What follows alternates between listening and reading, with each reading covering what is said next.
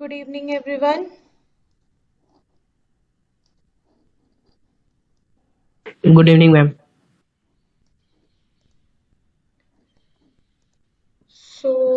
We have one or two topics left with your power plant engineering.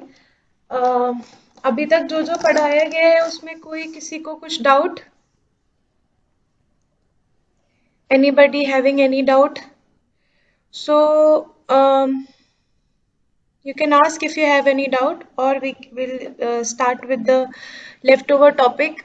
See, gas power plant में हम लोगों ने open cycle और close cycle already पढ़ा था. तो when we have discussed during the initial classes, तो वहाँ पर gas power plant almost complete हो गया था. डीजल पावर प्लांट के कंपोनेंट्स हमने शायद डिस्कस नहीं किए थे. Different type of components which are involve in diesel power plant, तो वो आज हम लोग डिस्कस करेंगे. इसके अलावा नॉन कन्वेंशनल एनर्जी और कन्वेंशनल एनर्जी के बारे में थोड़ा बहुत हम लोग का एडवांटेज डिसएडवांटेज है इन द लास्ट मॉड्यूल. ठीक है, तो आज हम लोग पहले डीजल पावर प्लांट का डिफरेंट कंपोनेंट्स देख रहे हैं कि क्या क्या कंपोनेंट्स हैं जो कि डीजल पावर प्लांट में यूज होता है. ठीक है, सो आई होप तुम लोग को स्क्रीन दिख रहा होगा. The diesel power plant consist of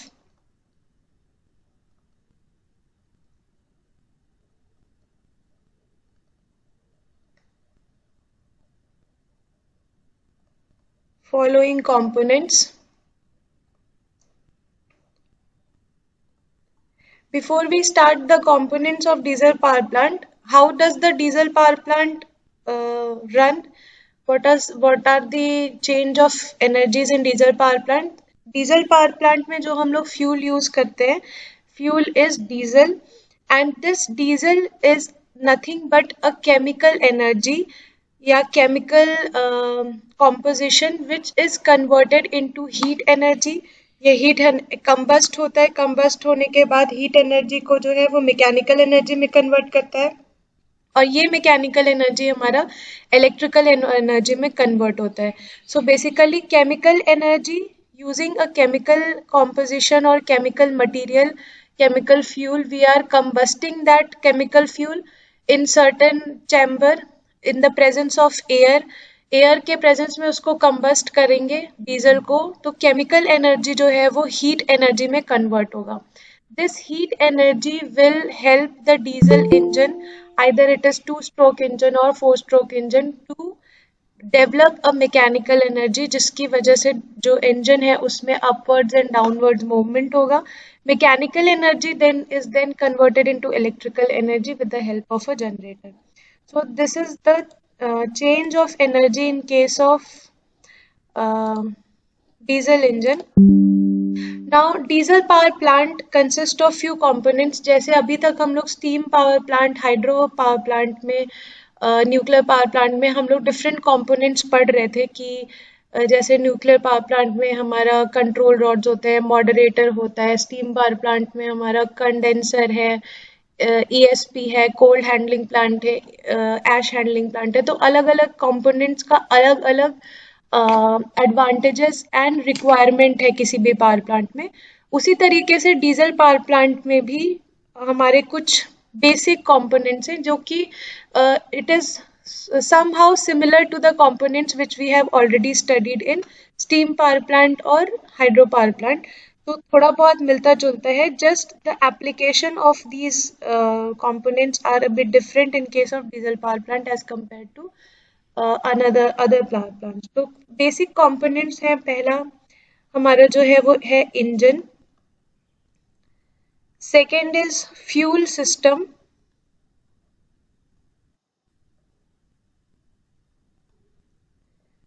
third is intake system.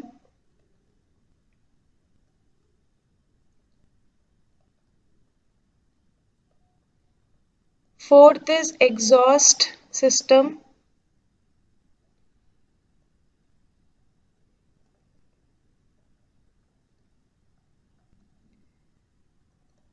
Fifth is cooling.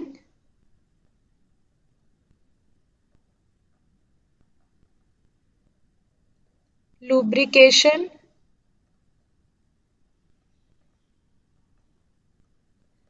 starting and stopping,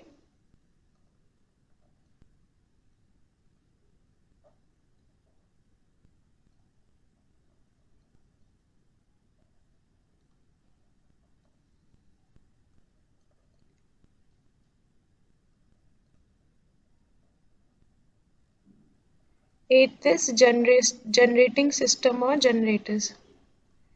ठीक है. So this all these 8 components combine to run a diesel power plant, or these 8 components are consist of a diesel power plant. Okay, so as you know, as there is a chemical reaction that happens in your body as well. ठीक है, हमारे human body में भी chemical reaction जो होता है, हम जो भी फूड इनटेक करते हैं, that food whatever we are intaking inside the body gets chemically involved with the fluid or acid which is present in our stomach. The food gets decomposed into heat. It gives you the heat energy as well as the energy for doing your work. So उसी तरीके से इन case of power plant also जो भी fuel हम दे रहे हैं, ये fuel क्या काम कर रहा है? फूड का काम कर रहा है. ये फ्यूल जो है वो एयर के साथ whatever food you are taking oxygen also. तो ये सारा मिक्सचर होकर के तुमको एनर्जी प्रोवाइड करता है in case of your human body. उसी तरीके से कोई भी डीजल पावर प्लांट है, उसको हम फूड क्या दे रहे हैं? Diesel is its food. ये डीजल जो है ये एयर के साथ मिल करके कंबशन होता है, जिसकी वजह से हीट एनर्जी प्रोड्यूस होगा. इस हीट एनर्जी की वजह से हमारा जो डीजल इंजन है वो मूव करेगा और उसकी वजह से मैकेनिकल एनर्जी होगा. Now as we take oxygen in and we release carbon dioxide outside, उसी तरीके से तुम्हारा डीजल पावर प्लांट भी एयर जो है वो इनटेक लेता है, कंबशन होता है. कंबशन के बाद जो एग्जॉस्ट गैसेस होते हैं, that gases are the by products of the combustion, जिसकी वजह से जो भी अनयूज्ड गैसेस है, नॉन यूटिलाइज गैस है, वो एग्जॉस्ट गैस की तरह तुम्हारे डीजल पावर प्लांट से जो है वो बाहर निकाले जाते हैं. So this system consist of engine, fuel system जहाँ पर हमारा फ्यूल और एयर जो है वो फ्यूल हम प्रोवाइड करेंगे इंजन को. Intake system is the system where we take the air from the outside atmosphere inside the engine, और वहां पर हम उसको कंबशन करते हैं. Exhaust system consist of the entire pipelines and the water pumps which will remove the exhaust gases or the burnout gases from this diesel power plant into the atmosphere. Cooling system. So as you know कि see in case of weather changes, हम लोग क्यों winters में sweater पहनते हैं या summer में हम लोग को एसी चाहिए होता है, कूलर चाहिए होता है? Because your body reacts to the atmospheric temperature, और उसके हिसाब से बॉडी का जो हीट है वो you are consuming a food, the food is getting decomposed in your body, उसकी वजह से बॉडी कुछ हीट अपने आप रिलीज करती है. But during winter condition that heat is not sufficient, क्योंकि बाहर का टेम्परेचर ज़्यादा कम होता है.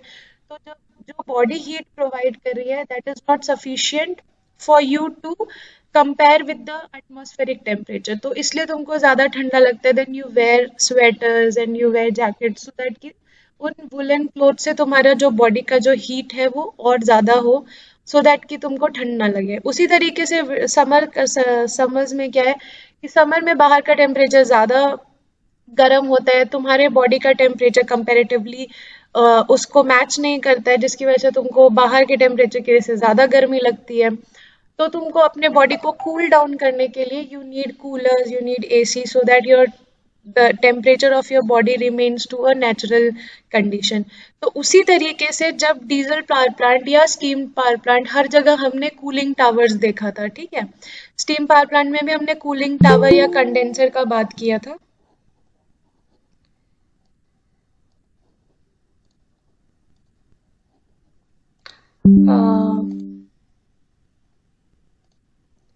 या सो स्टीम पावर प्लांट में भी हम लोगों ने कूलिंग या कंडेंसर का बात किया था. तो कंडेंसर बेसिकली क्या कर रहा है, ये जो कॉन्टिन्यूअसली फ्यूल जो है वो कंबशन फ्यूल का जो कंबशन हो रहा है हमारे डीजल पावर प्लांट में, इसकी वजह से कॉन्टिन्यूअसली हीट जो है वो जनरेट हो रहा है, और ये हीट जो है वो सर्कुलेट हो रहा है सब तरफ। एग्जॉस्ट गैसेस जिस पाइप से निकल रहा होगा वो पाइप भी हीट हो रहा होगा, जहाँ से एग्जॉस्ट गैस निकल रहा है वहां पर वो पूरा एनवायरनमेंट, वो पूरा सिस्टम जो है वो हीट हो रहा है। जहाँ कंबशन हो रहा है वो हीट हो रहा है। डीजल इंजन जहाँ पर मैकेनिकली वर्क कर रहा है वो भी हीट हो रहा है बिकॉज ऑफ मैकेनिकल प्रोसेस। तो सारी सारी जो मशीन्स हैं, अगर हम उसके एनवायरनमेंट को, उसके एटमॉस्फेयर को एक सर्टेन टेम्परेचर पे नहीं रखेंगे, तो because of continuous combustion heat जो है वो निकलता रहेगा, और उसकी वजह से इंटायर टेम्परेचर जो है वो हीटअप रहेगा। और इस हाई टेम्परेचर पे जो भी पंप्स हैं या जो भी मोटर्स हैं जो ऑपरेट कर रहे हैं, उनकी एफिशिएंसी जो है वो बहुत कम हो जाएगी। It won't work for a larger duration of time. तो इसलिए कूलिंग सिस्टम इम्पॉर्टेंट है, सो दैट कि तुम एक वर्किंग टेम्परेचर जो है उसको मेंटेन कर सको इंटायर पावर प्लांट का। So cooling system is very important, as we have already seen in steam power plants as well as in diesel power plant. Sixth is lubrication. Now, because there are so many motors and so many junctions, pipelines, सब जगह से तुम्हारा fuel जो है वो पास हो रहा है। There is motion between the engine जहाँ पर वर्क कर रहा है, 4 स्ट्रोक इंजन है या 2 स्ट्रोक इंजन है। There are numerous number of engine which are working with the same amount of time, right. तो इन इन इंजन्स में क्योंकि फ्रिक्शन की वजह से there is a mechanical movement, तो मैकेनिकल मूवमेंट है, फ्रिक्शन है, तो इसका लुब्रिकेशन भी बहुत इंपॉर्टेंट है। If you do not lubricate after certain time ये रग्ड हो जाएंगे, और जिसकी वजह से ये मैकेनिकल मूवमेंट में प्रॉब्लम क्रिएट करेंगे। तो lubrication is also important. Starting and stopping system consist of, because this is a diesel engine, तो before the engine starts operating mechanically, एक इसको स्टार्टिंग टॉर्क प्रोवाइड करने के लिए हम लोग यूजुअली, तुम लोगों ने देखा होगा कि जो कम पावर के डीजल इंजन होते हैं वहाँ पे एक हैंडल दिया रहता है to initiate the combustion process of the diesel engine। तो इसलिए उसको स्टार्टिंग सिस्टम बोलते हैं। और वंस द इंजन स्टार्ट्स, उसके बाद उसको जो इनिशियल स्टार्टिंग पोजीशन रहता है उसको वापस हम लोग डाउन कर देते हैं। इसके लिए कई मोटर्स का भी यूज किया जाता है starting of the diesel engine के लिए। Either you can, for a small power of diesel power plant, you can use handles or you can use motors for a larger diesel power plants। तो वहाँ motors का use कर सकते हैं for in initial starting of the diesel engine।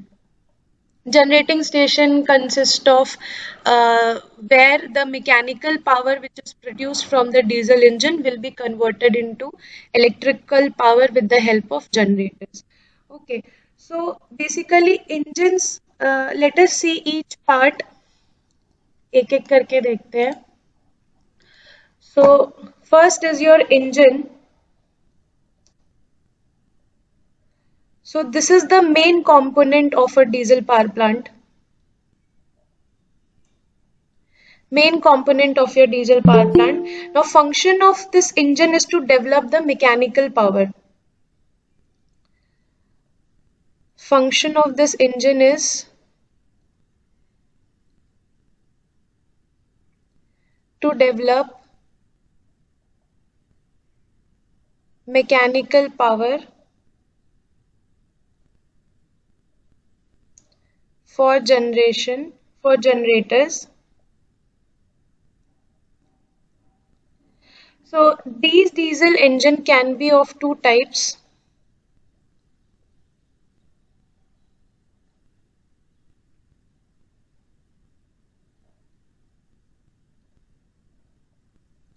Either it can be 2-stroke engine or it can be 4-stroke engine, right। सो दो तरीके के तुम लोगों ने इसमें भी तुम लोगों को पता होगा बाइक्स में या कार में 2-स्ट्रोक इंजन 4-स्ट्रोक इंजन होते हैं। दोनों का जो अपना कुछ एडवांटेज और कुछ डिसएडवांटेजेस है।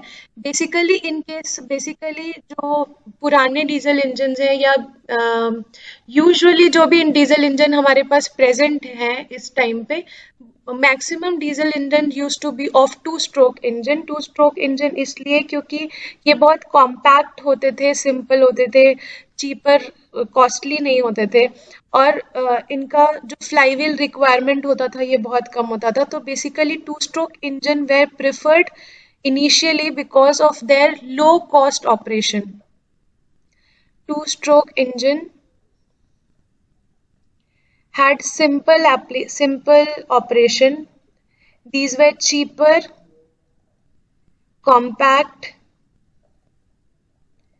and required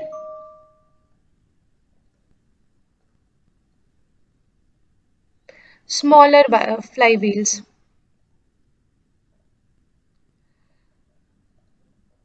Now then came four stroke engines. So four stroke engine जो use होते हैं, these consume less amount of fuel. These type of engines, four stroke engine जो होता है इनका, फोर स्ट्रोक इंजन जो होता है ये इनका जो इफिशिएंसी होता है वो बेटर है, efficiency is better.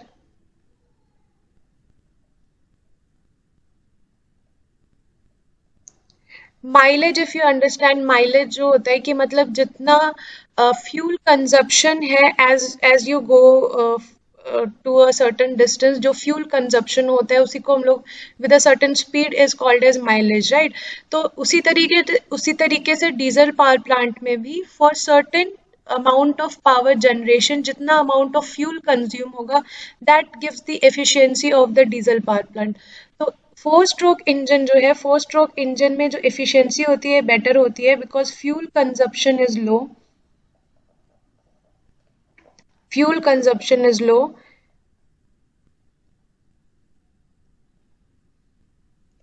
It is less noisy as compared to two-stroke engine. Has better flexibility. So what is the criteria on which you will decide whether to use two-stroke engine or four-stroke engine? So where the fuel consumption is high, जहाँ पर तुमको लग रहा है कि the amount of power which has to be generated is high, and that will be proportional to the fuel consumption, तो fuel भी ज्यादा लगेगा, तो वहां पर four stroke engine is efficient. लेकिन जहाँ पे छोटे डीजल पावर प्लांट्स हैं जहाँ पर उनको बहुत ज्यादा पावर के लिए नहीं यूज करना है, वहां पे the initial cost of the four stroke engine will become high, initial cost will be become high, और ऑपरेटिंग कॉस्ट जो है वो लो होगा। So basically four stroke engine में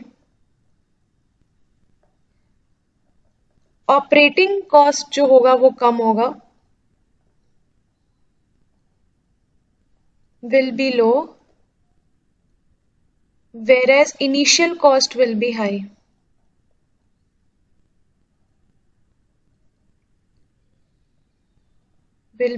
Okay. So and vice versa for two stroke, ठीक है।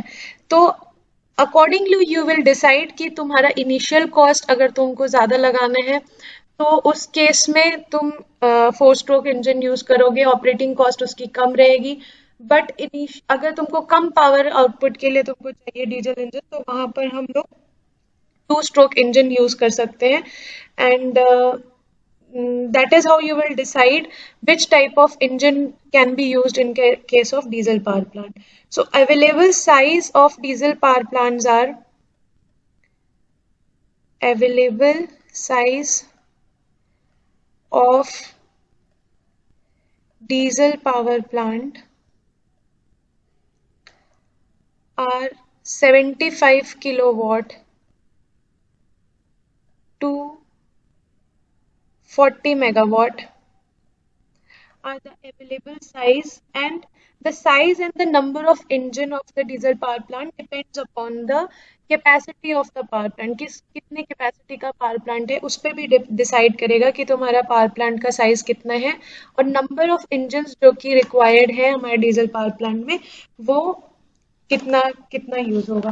So this was about the engine of the diesel power plant. तो अगर कंपोनेंट्स के बारे में आएगा तो first main component, major component of a diesel power plant is its engine. Engine में दो टाइप के इंजन हो सकते हैं, 2 स्ट्रोक 4 स्ट्रोक, डिपेंडिंग अपॉन कि किस टाइप की फ्लेक्सिबिलिटी चाहिए, एफिशिएंसी चाहिए, कॉस्ट इफिशिएंट होना चाहिए, तो उस हिसाब से हम डिसाइड करेंगे कि कौन सा इंजन यूज कर सकते हैं. Right. Next is your fuel system. So before we start with the fuel system, I will just quickly draw a block diagram for your diesel power plant. So let me just draw a block diagram for you so that it will be easier to understand the entire component of the diesel power plant. So this is diesel engine.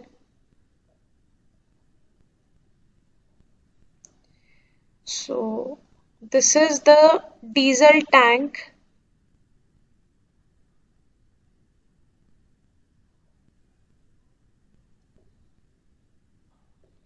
And there is here somewhere there is a daily consumption tank.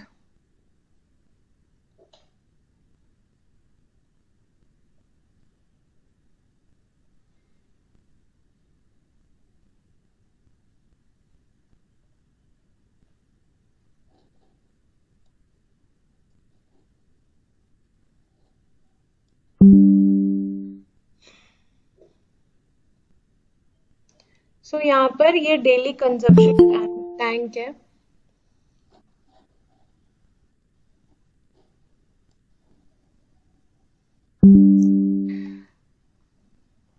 So using a pump, यहाँ पर पहले तो एक strainer लगा रहेगा. Strainer में हम जो डीजल यूज कर रहे हैं वहां से स्ट्रेन होकर के डीजल पास होगा, फिल्टर आउट होगा basically.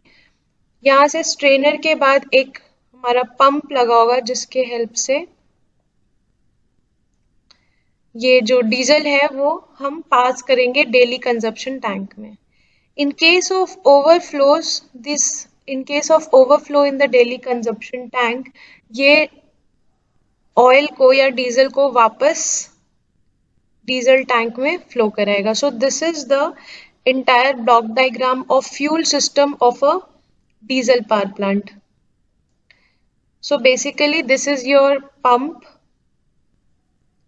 this is your strainer, this is your daily consumption tank, और यहाँ से फ्यूल जो है वो फिल्टर आउट होकर के डीजल फ्यूल इंजेक्टर तक जाएगा, जो कि फ्यूल इंजेक्टर यहाँ पर डीजल इंजन के अंदर एक फ्यूल इंजेक्टर होता है जो कि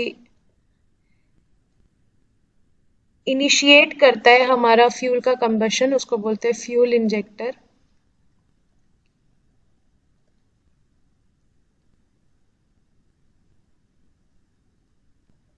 And this is your fuel filter.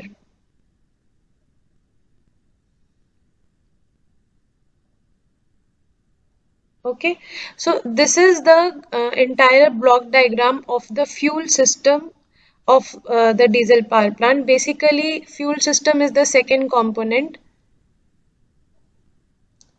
Fuel system of diesel power plant is the second component.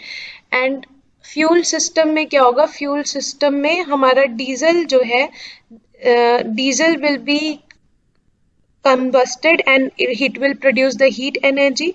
Chemical energy is converted into heat energy and then into mechanical energy, right? So this will what happen in fuel system. Chemical energy is converted into heat energy and heat energy is then converted into mechanical energy in case of the fuel system.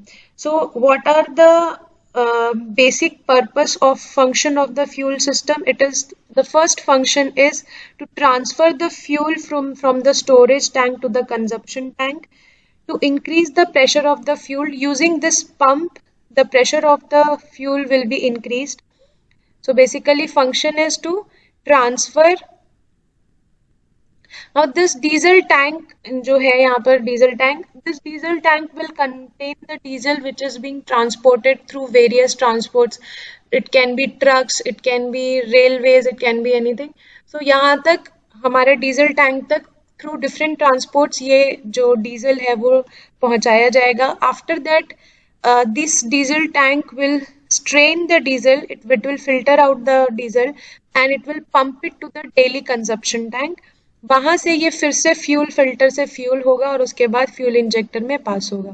Right, so the function is to transfer the fuel, second is to filter it, and third is to increase the pressure of the fuel. Increase the pressure of the fuel, right? Oh, sorry, coil.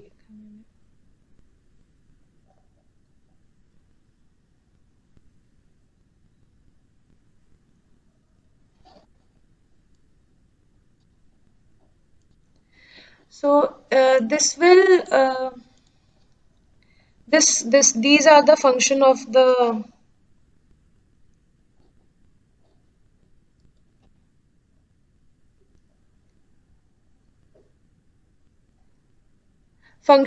fuel system of a diesel tank.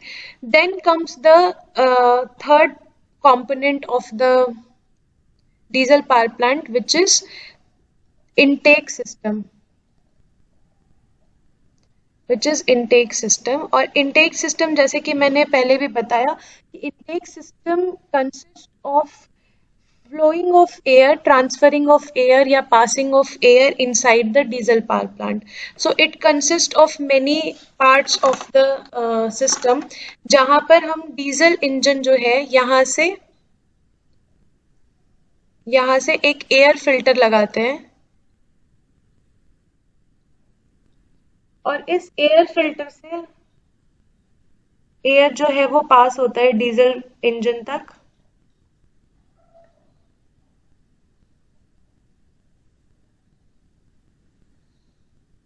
यहाँ से air जो है वो diesel engine तक पास होता है. यहाँ पे now in the presence of air and in the presence of fuel, this fuel which is diesel will get combusted. यहाँ पे कंबशन होगा, कंबशन की वजह से हीट प्रोड्यूस होगा and this air which is getting combustion the diesel, and after that this air will pass through the exhaust. यहाँ पर suppose this is the exhaust connected here, और इस एग्जॉस्ट से जो ये फ्यूल्ड एयर है वो वापस एटमॉस्फेयर में बाहर जाएगा. So these are the exhaust gases which are ये साइलेंसर के through, this is the silencer and this is the exhaust gases. So silencer के थ्रू ये एग्जॉस्ट गैस जो है वो एटमॉस्फेयर में वापस चले जाएंगे. So this is the process of the intake system. So it consists of air filter which will filter out the air and pass to the diesel engine. So and it consists of supply pipes which will have the air filter supercharger in case of supercharged engine. So there are two types of engine. One is called supercharged engine. तो अगर supercharge engine type का diesel engine है तो वहां पर हम जो air को पास कराते हैं उसको पहले चार्ज करते हैं और देन पास कराते हैं.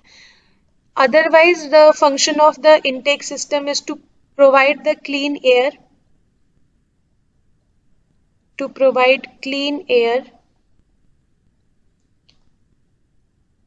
to supercharge air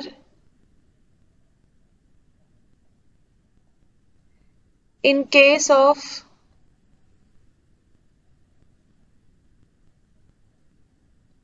supercharging system, and third function is to remove or to reduce the noise of the air intake, to reduce the noise. So while the air is being take in the diesel engine and the air is removed as exhaust gases to the atmosphere, दोनों ही के time पे यहाँ पर जो है because there is so much pressure through which the air is being intake, तो वहाँ पर बहुत सारा नॉइस होगा और इस नॉइस को रिमूव करने के लिए हम साइलेंसर लगाते हैं so that the atmospheric noise can be removed or reduced from the system. So this was the third component of the diesel power plant which was intake system. इसके बाद हमारा आता है exhaust gas system. As I have already said, it consists of all the pipes which will connect the engine to the portion where the exhaust gases can be released.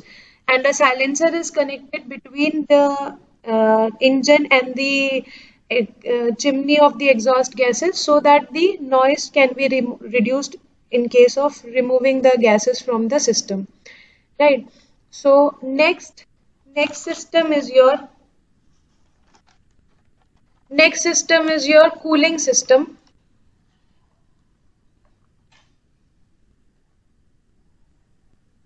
Fifth is your cooling system.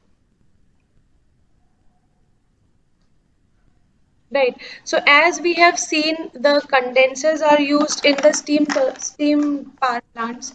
उसी तरीके से यहाँ पर भी हमको cooling करना पड़ता है अपने डीजल पावर प्लांट को so that the excess of heat which is produced during the combustion can be removed from the power plant, right?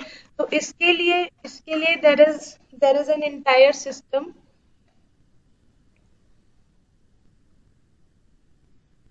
Suppose this is a diesel engine. So a diesel engine is placed over a cold water jack.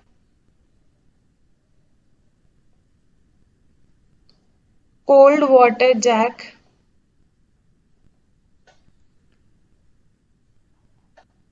Now this diesel engine is connected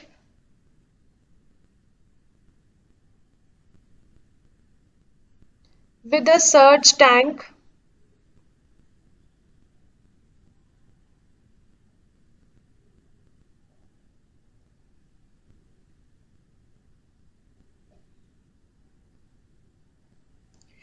And the amount of water which is यहाँ से जो है hot water pass होगा surge tank में.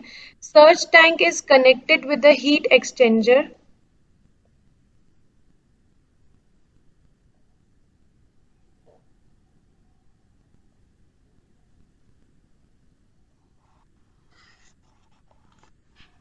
और ये heat exchanger जो है ये हमारा कूलिंग टावर से कनेक्टेड होता है.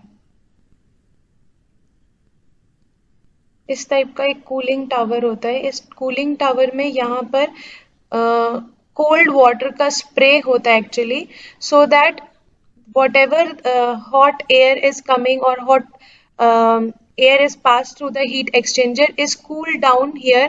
और ये hot water जो है यहाँ से hot water आता है. It is cooled in this cooling chamber और cooling tank में यहाँ पर जो है ये water जो है वो store होता है. Whatever the heat is exchanged, the hot air is passed out of the cooling chamber. So this is your cooling tower. This is your heat exchanger. और यहाँ पर हमारा एक वाटर पंप सर्कुलेटिंग पंप लगा हुआ जो कि कूलिंग वाटर को आगे जो है हीट एक्सचेंजर से फीड करेगा. So there are certain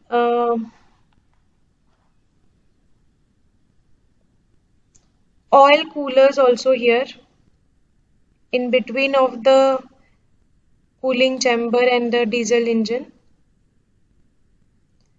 Basically, एक minute.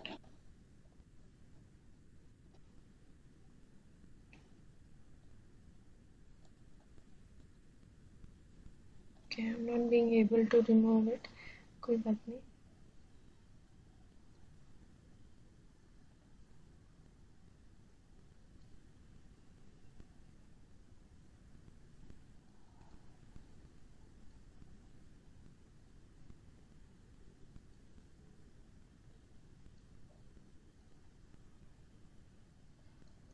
So these are oil coolers.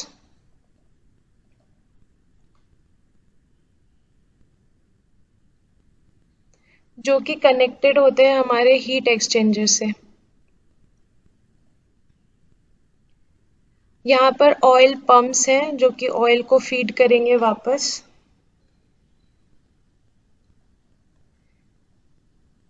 And this oil pump is connected to a oil tank. ठीक है। So this is the entire, यहाँ पर डीजल इंजन के साथ हमारा जनरेटर कनेक्टेड रहेगा। इफ वी कनेक्ट जनरेटर, ये इलेक्ट्रिक जनरेटर होगा। ठीक है, तो ये हमारा पूरा इंटायर डायग्राम है of the diesel engine power plant. तो this diagram including the fuel system diagram, जो कि हमने इसके पहले वाले मतलब इसमें देखा था, फ्यूल सिस्टम डायग्राम। सो ये वाला diesel engine in connection with the cooling tower.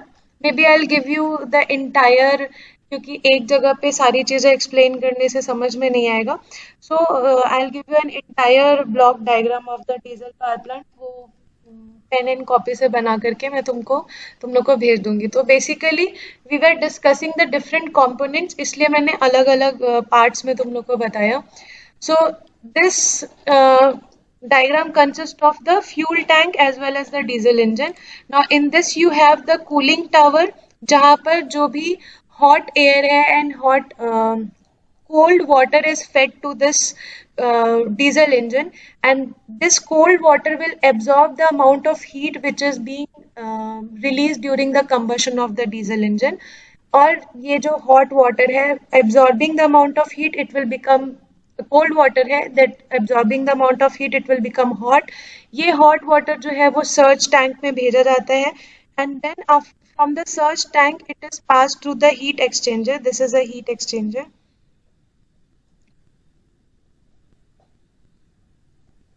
Now this heat exchanger will use the amount of heat of the hot water to raise the temperature of the oil which is being fed to the tank.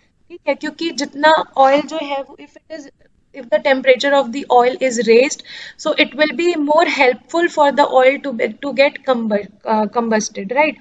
तो इसलिए इस heat exchanger में क्या करेंगे, जो भी amount of hot water इससे पास हो रहा है उसके हीट को ये यूज करेगा, ऑयल के हीट को, ऑयल के टेम्परेचर को रेज करने के लिए, and then that high temperature oil is fed to the diesel engine.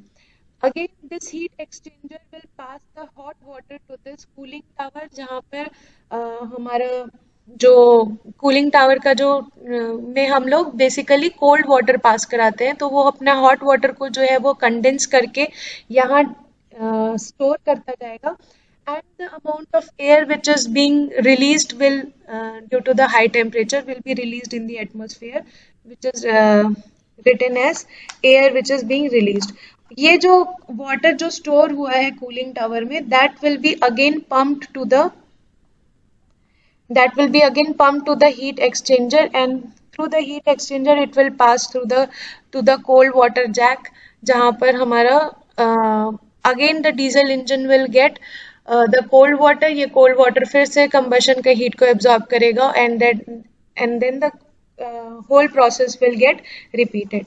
So ये हमारा this whole process consists of cooling system। जैसे कि हमारे steam power plant में कंडेंसर जो काम करता है, वैसे ही यहाँ पर भी सेम, जैसे जो पाइप्स हम लोग पास कराते हैं through the boiler, so that the temperature of the boiler remain at a certain temperature, so that कि उसका टेम्परेचर बहुत ज़्यादा हाई ना हो जाए। सिमिलरली यहाँ पर भी सेम प्रोसेस है कि डीजल इंजन के पास हम लोग कोल्ड वाटर को पास कराएंगे so that it absorb the heat of the combustion. उसके बाद उसको कंडेंसर से पास कराएंगे, उस वाटर को कंडेंस करेंगे, स्टोर करेंगे, एंड देन रीयूज करेंगे।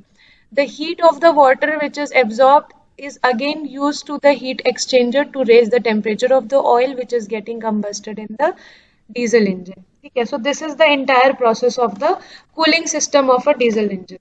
Now the next component is lubrication. So basically we are not drawing the lubrication here in the entire diesel power system, but क्योंकि there are certain parts, there are pipelines through which the entire oil is being fed, there are motor, there are pumps, there are condensers, cooling towers, तो इन सब में actually lubrication की जरूरत है, और इसलिए भी जरूरत है because these pumps are operating at very high temperature. ठीक है, so you have 2000 degree centigrade, 1000 degree centigrade, 1500 degree centigrade, तो इस तरीके के हाई टेम्परेचर पे ये सारे पंप्स जो है या कंडेंसर्स जो है ये ऑपरेट कर रहे हैं. तो अगर हम इनको लुब्रिकेट नहीं करेंगे तो ये रग्ड हो जाएंगे, फ्रिक्शन बहुत ज़्यादा बढ़ेगा, जिसकी वजह से these motors will get deteriorated, उनका जो लाइफ जो है वो डिटोरिएट हो जाएगा. So that is why lubrication is an important component in case of diesel power plant and steam power plant as well, जहाँ पर हाई टेम्परेचर पे जो है ये पंप्स एंड मोटर्स जो है वो ऑपरेट कर रहे हैं. So motors and pumps are operating at very high temperature, जिसकी वजह से लुब्रिकेशन जो है वो बहुत इंपॉर्टेंट है in case of diesel power plant. Then comes the starting and the stopping system. So in according to the diesel engine, यहाँ पर ही हम एक एयर स्टार्टर जो है वो लगाते हैं. So here somehow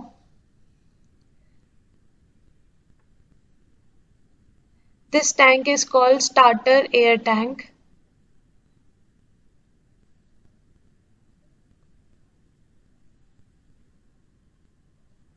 And it is connected to a starting air compression.